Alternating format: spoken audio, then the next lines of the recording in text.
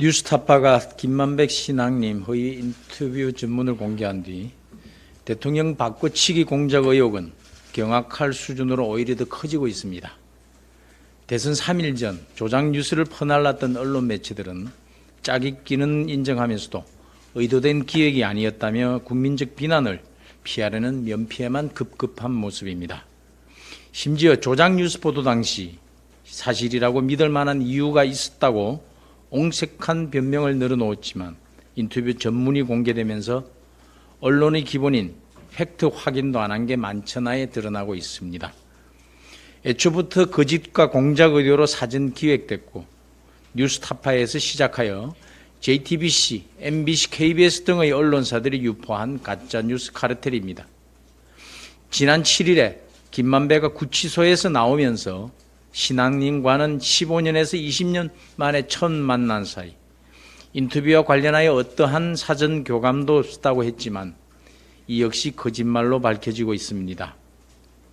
언론 보도에 따르면 인터뷰 6개월 전인 2021년 3월부터 긴밀히 소통한 정황이 검찰 수사로 확인되었고 신앙님이 허위 인터뷰한 뒤 거의 매일 김만배와 문자를 주고받았던 사실도 드러났습니다.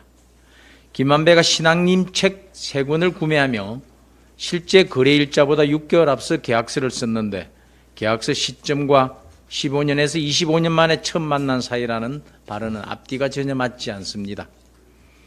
뿐만 아니라 김만배가 허위 인터뷰 하루 전날인 14일 휴대전화를 폐기했던 것도 확인됐습니다. 허위 날조 인터뷰 전에 신 씨 등과 연락을 주고받은 기록을 은폐하려던 의도가 있었던 건 아닌지 철저한 수사가 필요합니다. 대선일 3일 전 뉴스타파가 상상 속 커피 인터뷰, 허위 인터뷰를 공개하자 이재명 당시 후보가 주요 매체보다 30분이나 더 빨리 페이스북에 적반하장 후안무치라는 표현을 써가면서 뉴스타파 기사를 공유했습니다. 그에 앞서 TV토론에서는 조우영에게 커피는 왜 타줬습니까? 라며 굴뚝에 불을 피우기까지 했습니다. 이번 대통령 바꾸치기 공작 사건은 일회성 뉴스 조작, 일부 언론들의 일탈 행위로만 볼 수 없을 것입니다.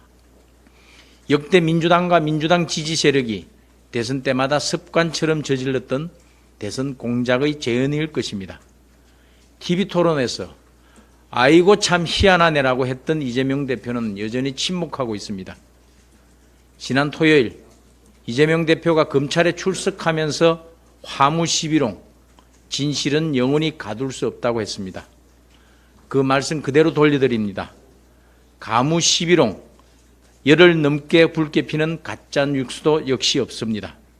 진실의 힘이 가짜뉴스를 시들게 할 것입니다. 허위 인터뷰는 대장동 몸통 바꾸치기를 거쳐 대통령 바꾸치기 시도로 이어졌습니다.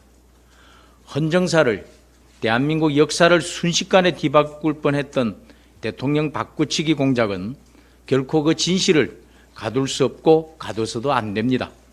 민주당과 이재명 대표는 지금이라도 국민 앞에 진실을 고하고 수사에 협조하기 바랍니다.